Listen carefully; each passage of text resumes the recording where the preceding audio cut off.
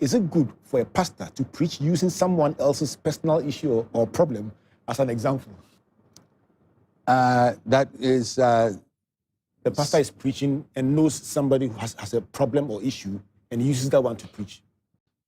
It's difficult for me to answer that question because, you know, pastors have access to a lot of information. People come to them for counseling and people confide in them. And sometimes in praying, unconsciously, they may use an example that may seem like the one somebody came to talk to them about. And people can get offended and think the pastor is taking my story out there. Now, if he didn't mention your name to say, you know, Sister Grace came to tell me that she's really a very, very jealous woman, and say it that way so everybody knows this is about Sister Grace.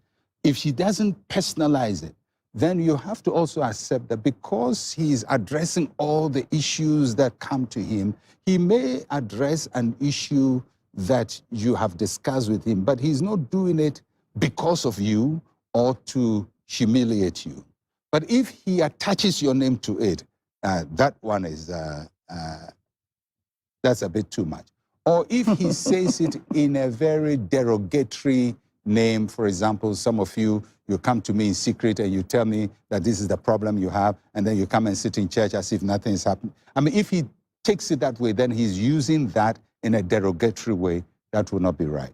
But I think we have to understand that because of the access to the information they have and the fact that pastors are trying to resolve the questions that people present to them, they may cite examples that may have proximity with your situation, but may not directly be because of your situation.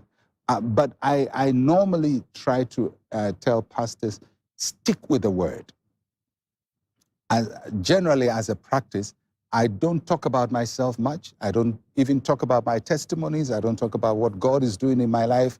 Rarely do I cite an example using myself, and rarely do I cite an example using somebody else. I would normally use examples in the Bible or historical figures or something in the public domain instead of stories that hit too close to home.